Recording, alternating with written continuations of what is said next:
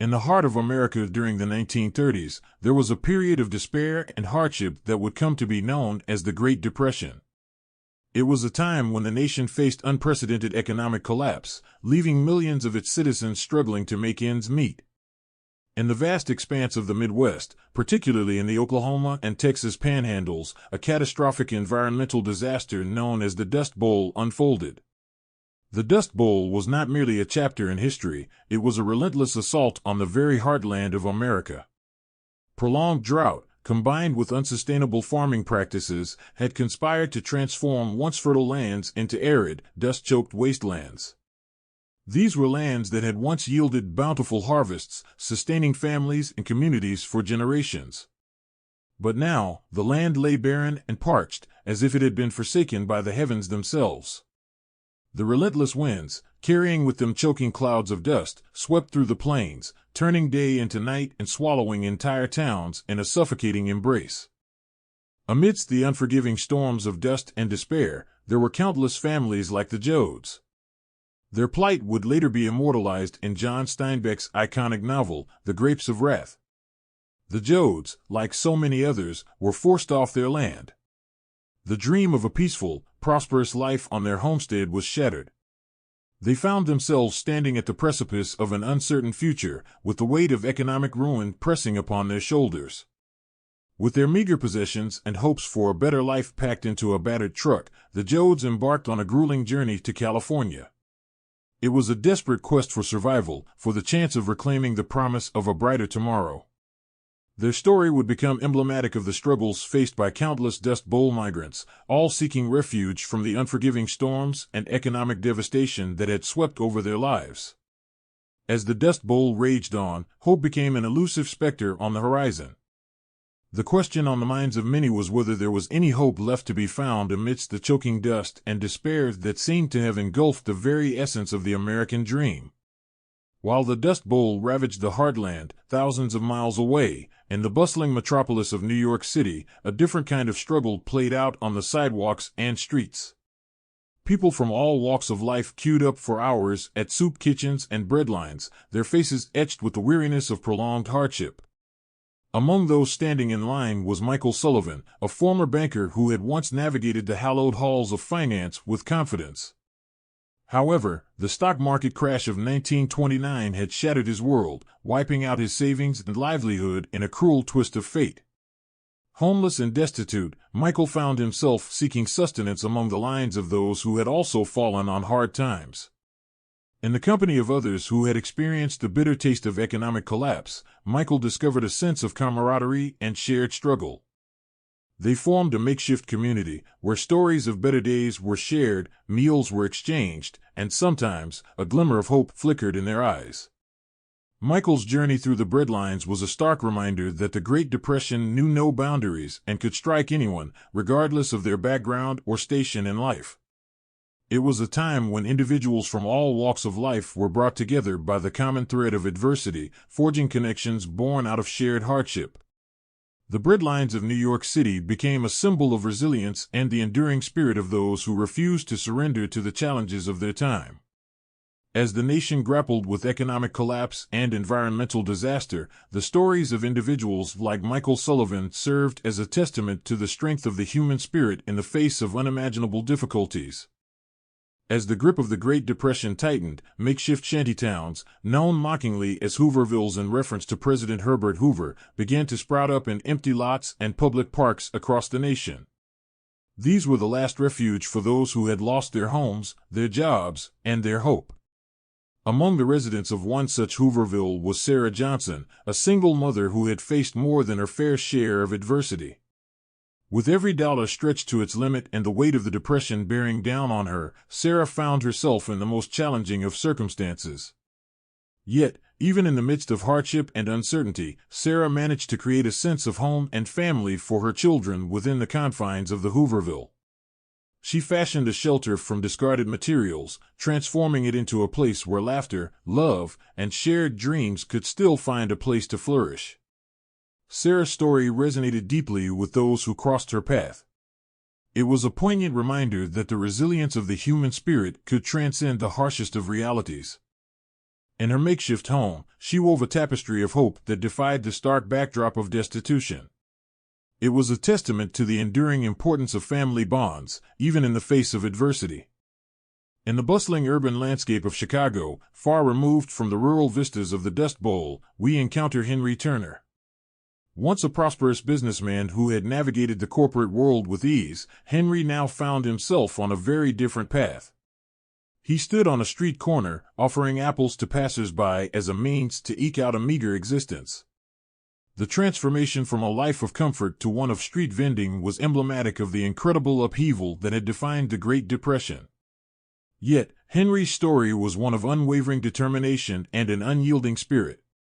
Rather than succumb to despair, Henry had embraced the art of survival. He had discovered that the key to navigating this new world was adaptability. The street corner became his stage, and the apples his props. He engaged with his customers, sharing stories and smiles, finding connection amidst the chaos. In the midst of the Great Depression, a time when the weight of despair hung heavily over the nation, there emerged a powerful source of solace and inspiration: music. It was a testament to the human spirit's unyielding desire to find beauty even in the harshest of landscapes. In this act, we delve into the transformative power of music, embodied by the remarkable jazz musician, Ella Williams. Ella's story unfolded against the backdrop of a nation in crisis. Economic hardship had cast a long shadow, and spirits were at an all-time low. Yet, it was precisely in these moments of darkness that Ella's talent shone most brightly. Her soulful, jazzy melodies resonated through the streets like a beacon of hope, cutting through the oppressive atmosphere of despair. As she played her saxophone or sang her bluesy tunes, Ella's music had an almost magical ability to lift the hearts of those who listened. It was as though the very notes themselves carried a promise that better days lay ahead. Her melodies became the soundtrack of resilience, embodying the unwavering determination of a people who refused to be defeated by circumstance. Ella Williams was more than a musician. She was a symbol of the indomitable human spirit. In the face of adversity, she had harnessed the power of music to uplift the collective soul of a nation in crisis. Her performances were a reminder that even in the darkest hours, there was still room for hope, beauty, and the celebration of the human spirit. As the 1930s unfolded, the nation found itself in the throes of the Great Depression, a period of unprecedented hardship and economic despair. It was during this time that President Franklin D. Roosevelt unveiled a series of transformative initiatives collectively known as the New Deal. These programs held out a glimmer of hope, offering a lifeline to those who had been grappling with the relentless tide of adversity. The New Deal represented a bold departure from the status quo. It was a comprehensive package of reforms and relief measures designed to address the myriad challenges facing the nation. It aimed to create jobs, provide social safety nets, and kickstart infrastructure projects that would ultimately revitalize a nation in distress. Among the many individuals touched by the New Deal was Maria Ramirez, a dedicated schoolteacher with a profound belief in the power of education to shape a brighter future. Maria's story was emblematic of the countless educators across the country who saw themselves as beacons of hope during these dark times. Through the Works Progress Administration, Maria found an opportunity to continue her life's work, teaching. The WPA's commitment to employment and public works projects extended to education, ensuring that schools remained open and educators like Maria could continue to inspire and educate the next generation. Maria's dedication to her students was unwavering. She recognized that education was not merely a means to impart knowledge, but also a pathway to empowerment. It was a tool that could help young minds transcend their circumstances, providing them with the skills and knowledge needed to overcome adversity and contribute to a better future. In a time when the nation was gripped by economic turmoil, Maria's commitment to teaching was a testament to the enduring belief that education was the cornerstone of progress. Through her work, she planted seeds of hope in the hearts and minds of her students, nurturing the idea that even in the face of the harshest challenges, there was still a path forward. The New Deal, with its focus on relief, recovery, and reform, would come to symbolize the resilience of a nation determined to rise from the depths of despair. Maria Ramirez, along with countless others, became a living embodiment of the transformative impact that these programs could have on individuals and communities alike. Through education, they not only weathered the storm of the Great Depression, but also sowed the seeds of a brighter tomorrow. Once the 1930s drew to a close, there was a palpable sense of change in the air. The Great Depression, a period marked by relentless economic hardship and societal upheaval, began to recede like a storm slowly passing on the horizon. However, it left in its wake a tapestry of stories of hardship, resilience, and, ultimately, recovery. Families, once torn asunder by the economic turmoil, began to find their way back to one another. It was a time of reunions, of embracing loved ones after long separations, and of rebuilding the bonds that adversity had strained.